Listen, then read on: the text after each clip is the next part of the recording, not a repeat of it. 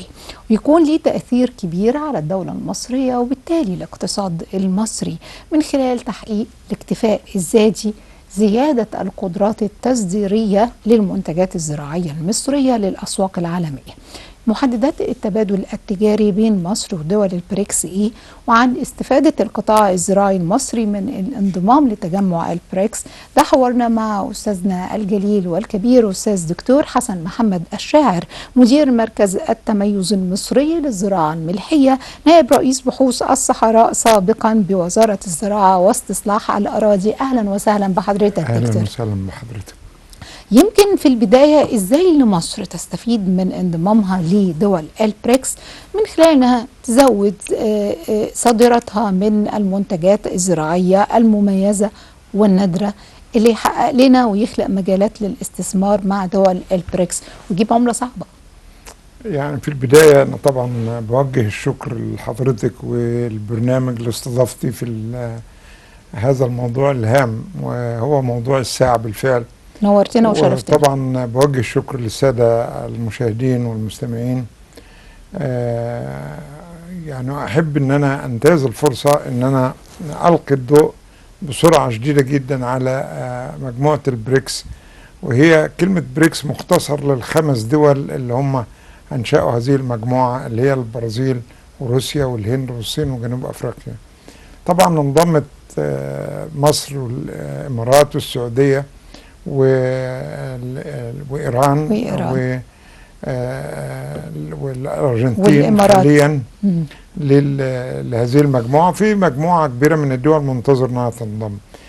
طبعا مجموعة بريكس الهدف منها زي ما حضرتك قلتي له أهداف عديدة،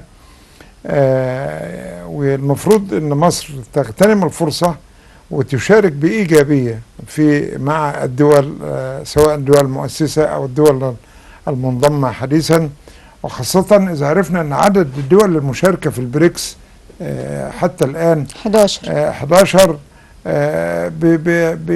بتستحوذ على 29% من الناتج الإجمالي للاقتصاد العالمي و42% من إنتاج النفط. فيعني كمية أو استحواذ كبير، اقتصادية لا يستهان بها بالطبع. بس ما احنا لا نتكاسل ونقول ده احنا هيجي لنا من البنك اللي هم أنشأوه سنة 2012. يعني هي المجموعة دي أنشأت سنة 2001 وعملوا بنك وأنشأ سنة 2012. احنا هنا في مصر يجب ان احنا بقى نستغل كل الطاقات والخبرات.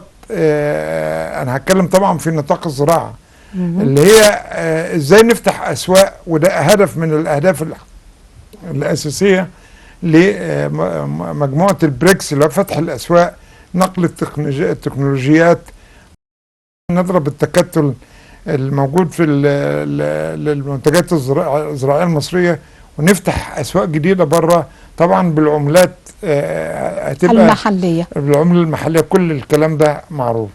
طيب عشان ندخل في الموضوع بسرعه، ايه اللي المفروض ان احنا نعمله في مجال الزراعة؟ احنا معانا دول يعني ما نقدرش نقول عليها ان هو دول فقيرة، بالعكس ده دول غنية جدا، دول متقدمة جدا، دول عندها تكنولوجيات عالية في مجال الزراعة، خاصة اذا كنا بنتكلم على الصين او على الهند او حتى جنوب افريقيا وروسيا. يعني اذا في دول بتتميز بتقنيات عاليه جدا في مجال الزراعه، بالاضافه ان هيبقى في دول محتاجه لهذه التقنيات، وخاصه التقنيات اللي احنا بنعملها في مصر.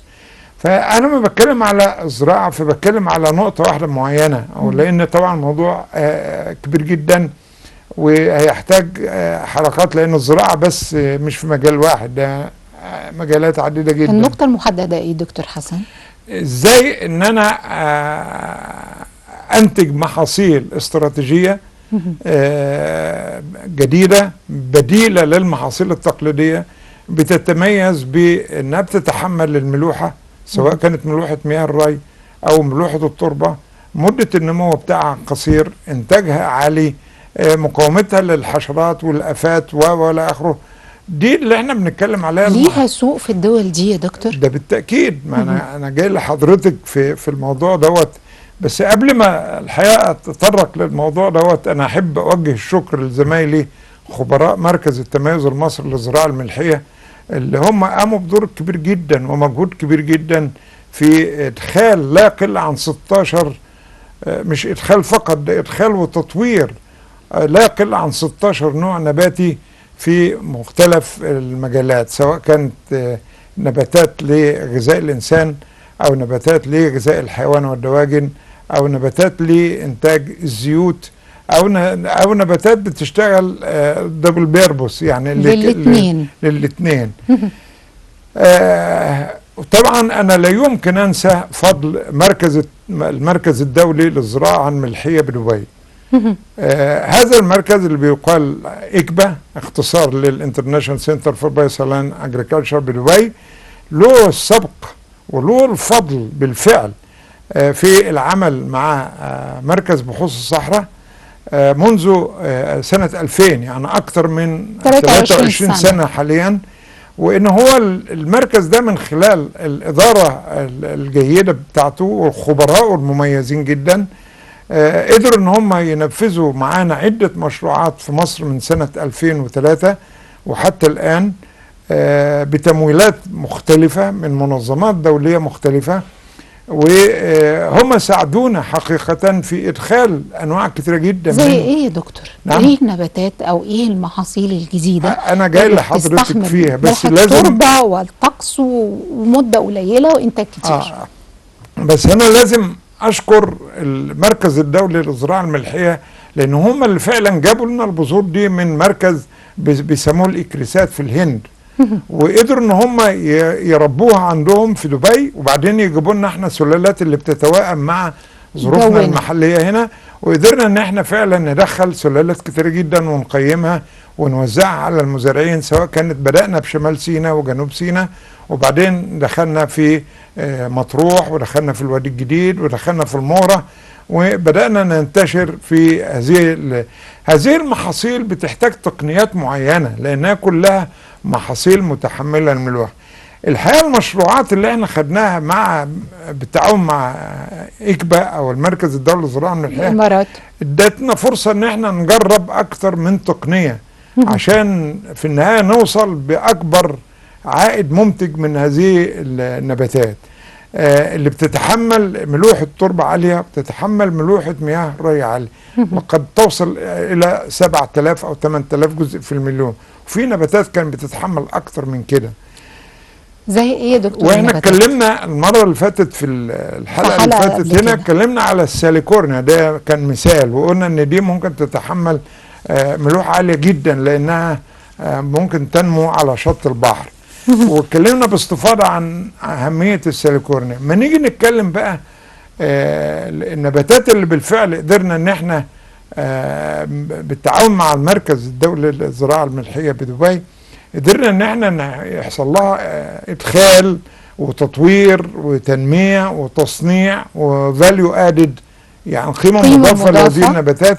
فمثلا بنلاقي عندنا كغذاء للإنسان بنلاقي انواع الذرة بانواعها، عندنا انواع مختلفة من القمح، واحنا جربنا القمح الصلب في الوادي الجديد من حوالي 4 سنين، كان من خلال مشروع بتمويل من USAID وكان ناجح جدا. وطبعا في انواع من الشعير، واما بنتكلم على الشعير بنجد ان كل شمال افريقيا بيعتمد على الشعير كوجبة اساسية مش كخبز، يعني بياخدوه كشوربه وبياخدوه بيستخدموه في الطعام. وما تروح اي دوله زي تونس او المغرب او الجزائر تلاقي بيقدم لك شوربه الشعير، ودي قيمه الغذاء عاليه جدا جدا، والنبي عليه الصلاه والسلام اوصى بالشعير ومنتجات الشعير. وكمان عندنا الشوام دلوقتي حتى بدرجه فوائد الشعير بيقول لك اغلوه واطبخوا بيه. بالظبط كده. بنلاقي برضه بنلاقي الشوفان اللي هو القوت بالانجليزي بيجي على قمة النباتات دي بقى، اللي هو نقدر ندخلها لأفريقيا، اللي هو الكينوا أو الدول اللي احنا بنتكلم عليها البريكس. الكينوا دي عاوزة حلقة لوحدها، لأن هي نبات يعتبر مكمل للقمح، عالي البروتينات غذائية عالية جدا. من المضادات الأكسدة، من ان هو بيقلل الضغط، بيقلل السكر، بيقلل الوزن كمان يا دكتور. ده حقيقي يعني له مميزات عجيبة جدا نبات الكينوا. ولذلك انه كان بيتباع منه ال 400 جرام كان ب 70 جنيه. فاحنا كنا عاوزين بقى ننزل بالاسعار دي. وكان برضو في مشروع من بالحقيقه برضو لازم نتكلم على المركز الدولي للزراعه الملحيه. يعني اشتركنا في تنفيذ مشروع في الوادي الجديد لانتاج الكينوا، انتاج وتصنيع الكينوا. ونجحنا بشده ان احنا ندخل هذا المنتج في الوادي الجديد في القرى، حوالي 7-8 قرى في الوادي الجديد. علمنا المزارعين وزوجاتهم ازاي هم يزرعوا وزوجاتهم يطبخوا ويجهزوا الكينوا في صورة انواع مختلفة. انا مش عارف عندكم هنا، احنا بنعرض من وقت لآخر كلام حضرتك والصورة المناسبة ده تحميل السيليكورنيا مع الطماطم ده اللي هو اللي موجود. يعني ايه تحميل يا دكتور؟ يعني لا نكتفي بمحصول واحد، لا بنزرع نبات مع نبات. طب مش ده بيبقى تحميل على التربه نفسها؟ لا ده بالعكس. هنا السيليكورنيا بتخفف الحمل الملوحه اللي في الارض على الطماطم، لان الطماطم لا ما تقدرش تتحمل ملوحه عاليه. الطماطم بالكتير قوي 2000 او 3000 جزء في المليون ملوحه ميه رطب. فالنبات ده يسحب الملح من الارض، فبيقلل الملوحه، ضغط الملح على النبات. ده احنا بنسميه تحميل، زي مثلا ما انت بتحملي نباتات علفيه مع الزيتون او نباتات علفيه مع النخيل. يعني بتستفيدي الاقصى استفاده ممكنه من المتر المربع من مساحه الارض. فده اسمه التحميل بما لا يضر النبات بالتربه. طب دكتور، التعاون مع تجمع البريكس، حضرتك قلت ان في 4 دول عندها اخر وسائل الحديثه في الزراعه. ده ممكن، وفي عصر التبادل الذكاء الاصطناعي ممكن التبادل ده يا فندم نيجي نوطن ده في مصر عندنا؟ هو الحقيقه احنا ما ننتظرش من مجموعه البريكس مجرد قروض او اعانات او الاخر. احنا لازم نشتغل على قدم وساق، احنا مش اقل منهم. احنا عندنا خبراء وعندنا منتج اللي هو العقل البشري مميز جدا. ف ممكن ناخد خبرات من الدول الغنيه في الخبرات، زي ما انا قلت، زي الهند وزي الصين وروسيا. تكنولوجيا كمان يا دكتور وتوطينها. التكنولوجيات دي ممكن نجيبها منهم، بس احنا ممكن ندي التكنولوجيات اللي عندنا للناس اللي هم على قدنا في افريقيا وفي الدول العربيه. يبقى في الحاله دي فيها نقل استجلاب تكنولوجيا ونقل تكنولوجيا ايضا. فلازم ان احنا ما نكونش اقل من الدول، يعني لا ننتظر العطاء. لا ننتظر ان انا افتح ايدي وامد ايدي واقول انا محتاج. لا هو تبادل يا دكتور، ليه عطاء؟ احنا داخلين في تجمع وبنتبادل. ده اللي انا بركز عليه، سلع مقابل سلع في عملات محليه، بنحاول نوزن العمله. سلعه مكان سلعه. ما هو انت عندك الخبره تعتبر سلعه. صحيح. يعني الخبره اللي عندي في الزراعه الملحيه والتكامل ما بين الزراعه الملحيه والانتاج الحيواني، او التكامل ما بين الطحالب والاسماك والاستفاده من الطحالب من المياه المالحه، ده كلها خبرات موجوده عندنا يجب ان انا اصدرها، او يجب ان انا ابعتها للدول اللي هي محتاجه، وكثير من الدول محتاجه هذه الخبرات. فمش كل دوله متكامله او عندها كل التقنيات، الا الدول اللي احنا اتفقنا عليها، الدول الكبيره دي اللي هي روسيا والهند والصين وجنوب افريقيا دلوقتي متقدمه. انما انت هيتقدم لك دول كتيره جدا من افريقيا محتاجه التقنيات ومحتاجه التكنولوجيات ومحتاجه يعني اقول لك على حاجه. النبات اسمه الدخن. ايوه. ده يعتبر والذره الرفيعه من النباتات الاساسيه في افريقيا. بس بتنتج بطريقه عشوائيه. ممكن ان احنا بقى نمد ايدنا ليهم وندي لهم احنا خبراتنا ازاي يزرعوها تحت الظروف. حضرتك عايز عينينا تبقى على دول البريكس ودول واسواق اخرى اللي هي السوق الافريقي، وهو سوق كبير ده اللي انا بتكلم عليه. ده اللي انا بتكلم. الدول اللي هي الاقل او الفقيره في الدخن على الشاشه يا دكتور. نعم، الدخن على الشاشه. ده نبات الدخن. واخد بال حضرتك بالظبط كده. الدخن ده بقى دلوقتي اصبح مكمل غذائي وهيتباع في السوبر ماركت زي الكينوا، ويعتبر محصول اساسي في افريقيا، في افريقيا، في وسط افريقيا دلوقتي، زي الذره الرفيعه كذلك. الذره الرفيعه يعني انا بستغرب ليه نروح نجيب ذره صفراء وذره حمراء وذره خضراء، ما احنا عندنا الموارد بتاعتنا وقيمتها الغذائيه تعادل اللي احنا بنجيبه، واخد بال حضرتك. فليه ان انا ما استفيدش من المتاح عندي؟ هو ده اللي انا بتكلم فيه. ليه لماذا لا استفيد وافيد؟ دي الذره الرفيعه يا دكتور؟ ده الذره الرفيعه بالظبط كده، واخد بال حضرتك. تعظيم القيمه للمتاح عندي، حضرتك تقصد كده انا عندي كده. اتاحه لده اعظم من قيمته. اعظم. في نباتات زي ما انا قلت بتستخدم دول بيربز للهدفين، ثنائيه الغرض، للحيوان وللانسان. ده بالعكس كمان في حاجات للزيوت زي الكينوا. المورينجا برضو من الاشجار اللي بتستخدم غذاء للانسان وغذاء للحيوان وللزيوت، والزيوت بتستخدم في اكتر من الساليكورنيا تستخدم غذاء للانسان في اوروبا، هي الغذاء الاساسي دلوقتي في اوروبا، والزيوت بتستخدم في مستحضرات التجميل وبتستخدم في الوقود وبتستخدم غذاء للحيوان. زيت الساليكورنيا البروتين اللي فيه بيعادل الصويابين. طيب ليه انا راح استورد صويا وانا عندي ساليكورنيا مرميه على شط البحر مش لاقي اللي يهتم بيها ولا اللي يقول لها انت فين؟ انا هرجع لحضرتك في النقطه دي، ولكن هنخرج لرفع اذان العشاء حسب التوقيت المحلي لمدينه القاهره، وعلى الساده المقيمين خارجها مراعاه فروق التوقيت.